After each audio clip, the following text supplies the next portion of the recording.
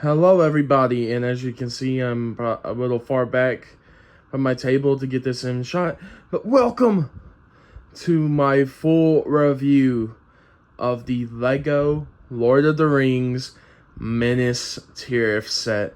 This set is an absolute beauty, an absolute joy to build, and like the different techniques, everything to make this, and how you build it in different sections. Every section feels unique and different.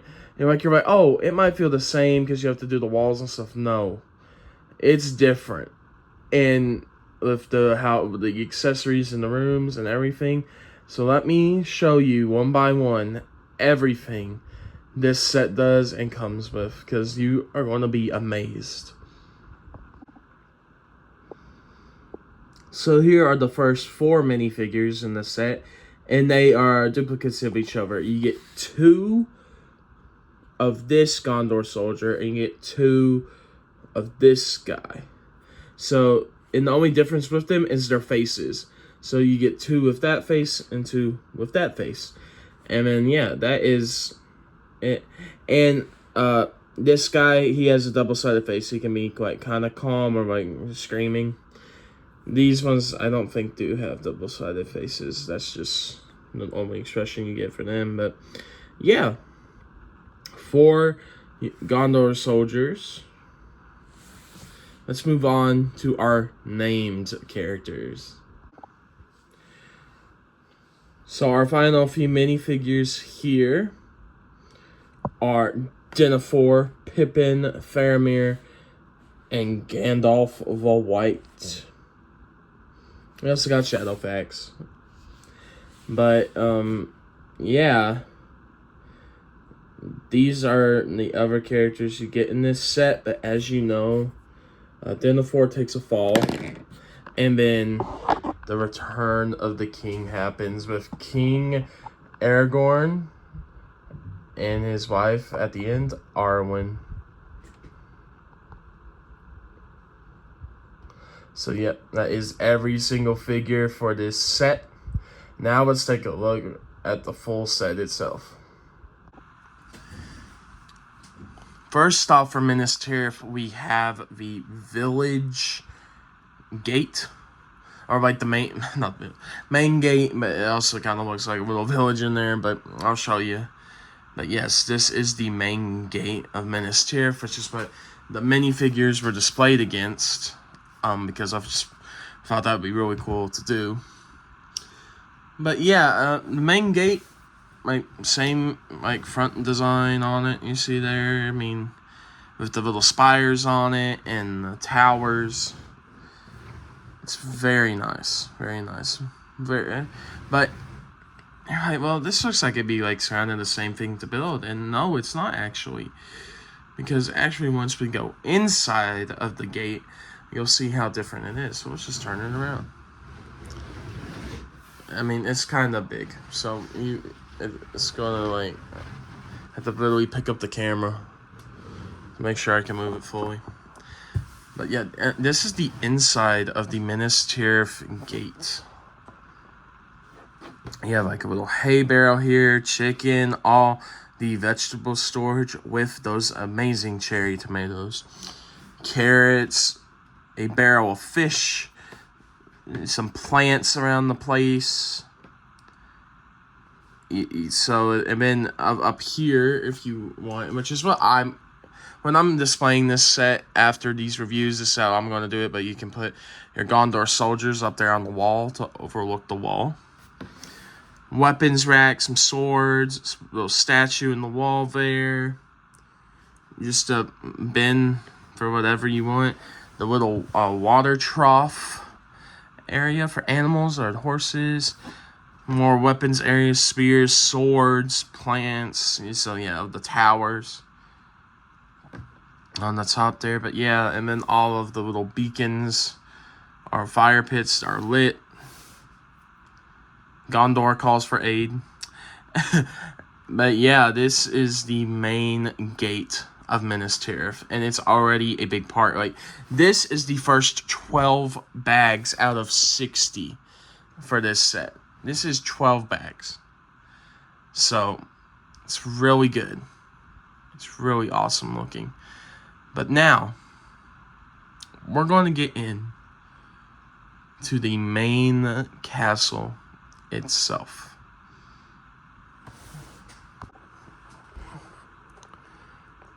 So, this is the front of Minas Tirith. I mean, as you can see, I'll keep Aragorn and Arwen there for a minute. But a lot of this is to build up the rock work and build up the walls at the front here. All the little details, like the tunnels, like if this was not mini scale, if this was full minifigure scale, like this is where Gandalf would ride through up to the top there, but it's in midi scale, so you got a midi or like micro scale with it. But yeah, it's nice. But I'm gonna show you like every room on this. But the thing I wanted to say is like the castle itself, the front of it, even though it's very awesome, you can't access a lot of the features from this way. What you do is you do a lot of the stuff from the back of Minas Tirith. But I wanted to give this front shot so you could see everything. But the detail on this is immaculate. It is beautiful. It is one of the best sets, and probably the best set I have in my collection. I would say that it is the best set I have. But I am going to turn this around and show you the back right now. So welcome to the back of Minas Tirith. Today, I'm going to show you everything on the back side, but no. Of course, and here is the throne room part. This is the minifigure scale portion of this set, is the back of it. You have the throne room. I have a few other little rooms you can put minifigures, and then some slide out rooms. So I'm going to show you all that. And then the very top piece, because the final top section can just pop off real easily, so I'll show that at the end. But first, we're going to review the back of Minas Tirith. And this is probably going to be the longest section of this video, so get your popcorn ready. Of course, we have the throne room, and we have the throne. The coolest thing about this is you can actually...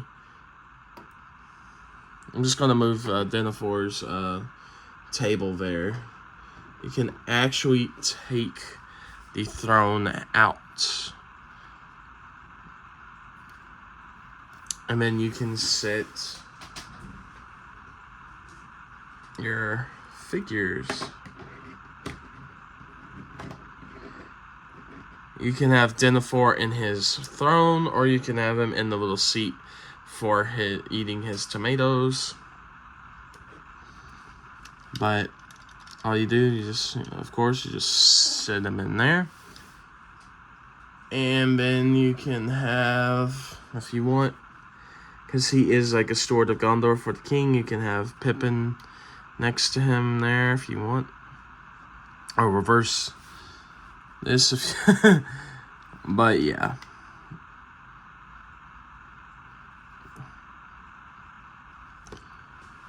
Then you can just slide it right back in there. But I'll show you some of the detailing back here, like the seashells that make up like the rim of the top here, and then the design you do to put like the unprinted shield pieces to make the ceiling and stuff. It's amazing, the techniques on this.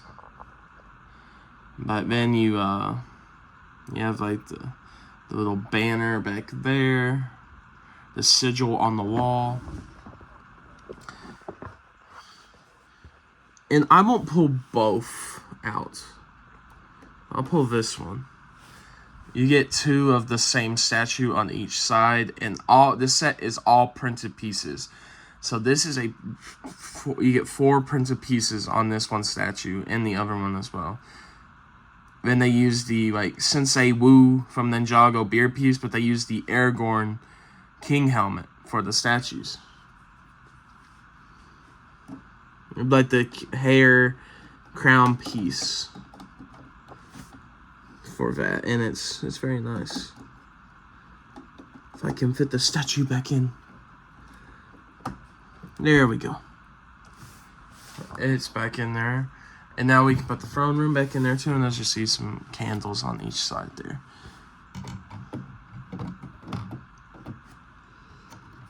But if you are a Lord of the Rings fan, the one thing about Denethor you know is he loves his food, especially his tomatoes. So he's got a table of tomatoes, I guess that would be the like turkey leg, and then the goblet he drinks from. So, and then there's just like a stud right here. And you just connect one of the legs, preferably this right back leg here. You just clip it down like that, and then it stays. Very nice. Alright. Now we gotta actually turn the camera up a bit, because this is where I think it gets really cool. On the two sides here, yes, there are two rooms here, but this is the section where you could like pop the entire second floor off if you want to take it and move it around, display it how you want. But to do that, you have to pull these sections out. Whoa, whole section just slides out. And this one has the Palantir, or the Eye of Sauron, right there. And it's pretty awesome. Cool, like bell tower. Yeah, you just literally, and then you can just like, you have to turn it around one more time. There we go, like that. But then you just get it up in there, and then you just. I swear, off camera, I'm sliding it in perfectly. On camera, there we go. It goes in there like that. The Palantir section. But then there is this section, which has the torch and the wooden pyre to represent Faramir and Denethor. Faramir's like burning, because Denethor thinks he's dead, so he's shot. But they say Faramir, and this is where Denethor gets burnt. So there's a representation of what happens to Denethor in this set. Crazy. But yeah, you just slide it back in there like that. But yeah. But to actually see these other rooms, you slide them off. And then inside there is like the bedroom where Pippin and Gandalf are when Pippin puts on his armor with Gandalf. And then Gandalf's study where he's studying the ring and all of that at Minas Tirith in Fellowship of the Ring. So this is, I mean, technically this came out for the 25th anniversary of Fellowship of the Ring. And this is the only scene that at Minas Tirith in that movie. So, I mean, you can consider Minas Tirith being in there, but it's like, it's not, you know, they don't really show it in Fellowship of the Ring. But I am very glad that they put that in there as a fun Easter egg, fun nod to the actual castle itself. Even though it made a small appearance, it was an appearance in Fellowship of the Ring. And you just slide these rooms back on there. And then that is basically the entire backside of Minas Tirith. Now, because I'll pop it off and show you all. So I'm going to review the final section of the top section up here. And then that will be it for my review of Minas Tirith. But let's review the top part now. So, this is the top section of Minas Tirith. And you're like, wait, what? But no, this part is a very smaller part compared to the rest of the build, but it pops off just like this. And yeah, but I'll remove the figures now because Aragorn and Arwen have been up there celebrating. Alright, but here we have the White Tree of Gondor. There, and then the little fountain, the grass, and the pathway in the grass there. The giant spire, the very top point of Minas Tirith.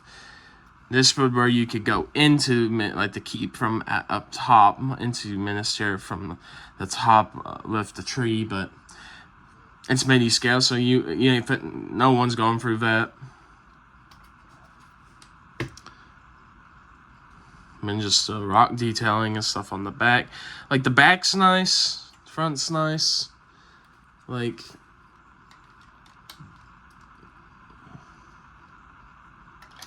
oh yeah.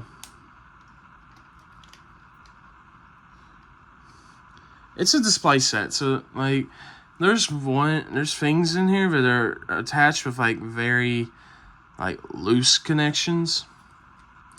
But not too loose, but it's very nice.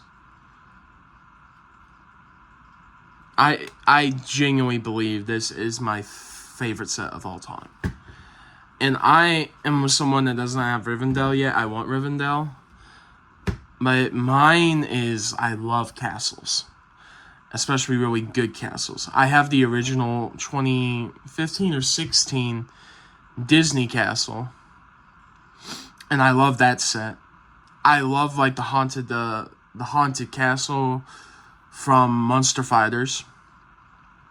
I did not get it, but I love like the haunted mansion from Monster Fighters. But then they did like the creator remake last year, and I'm getting that. And I'm going to give you a little spoiler.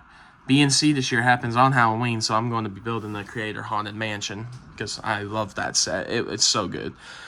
I don't have it, but it looks awesome. Can't wait to do that one. But yes, off the Halloween talk now. This set is an amazing set. All 3 sections. The main castle part, this top part, and the main gate are all expertly detailed, expertly crafted, amazingly all printed pieces. So every little window design you see there is printed. Every like the plantier is printed. All the tiles with like in Gandalf's study where they had writing on them are printed. Everything is printed in this set. No stone was left unturned, and I love that. And personally, I know people. I'll give my final thoughts at the end in the final rating, but I think this is an amazing set. And I think that if you did pay $650 for this set, or could get it cheaper with Lego Insider points, I would highly recommend it because this is a set for you all, especially if you like Lord of the Rings or castles. You will love this set. And you'll love the build experience. The build experience is so unique. It's unlike any other set I've built. And I love that. Because there's other castles, right? I'm not saying like Lego doesn't do castles. But this one, the way you build it up like basically a wedding cake is very unique. Because like Lion Knight's castle, I don't have that. And I think it's cool. But that's like a full castle. This is like kind of a facade. Because basically, this is how it would be in Lord of the Rings. It would be flat on the back, like the actual building itself too, because it fits inside a mountain. Like it's literally on the edge of a cliff. Like the building comes out from the cliff and mountainside. So it would be flat on the back, and I love it. I think it's great. I think it's genuinely like, this set will go down in history as one of the best Lego sets ever made. And I agree with that. So, all right, let's move on to my final thoughts and rating now. So, my final thoughts and ratings on Minas Tirith is that this set, for my final review, is a perfect Lego set. I do mean it. I do think this set does deserve a full 10 out of 10. All printed pieces, 8,200 pieces for $650 is an amazing deal when compared to other $650 Lego sets. Like, compare this to the Lego Star Wars Venator. The Lego Star Wars Venator has 5,380 pieces, I believe. This set has almost 3,000 more than that for $650. I know it's a little bit of mini scale and all that, and that's why. But I genuinely believe that the Venator should be cheaper after seeing this. And this has 11 minifigures, I believe, around there. And it's just like, that's the thing with this set. It's an amazing set, and it has more minifigures, better priced, and I just genuinely believe this will go down as one of the best Lego sets of all time. But that is my review of the Lego Lord of the Rings Minas Tirith that came out this year in June. Thank you very much for watching my review. I know it's a little bit of a long one. These big sets usually are. But thank you for watching, and I will see you on the next one. Goodbye.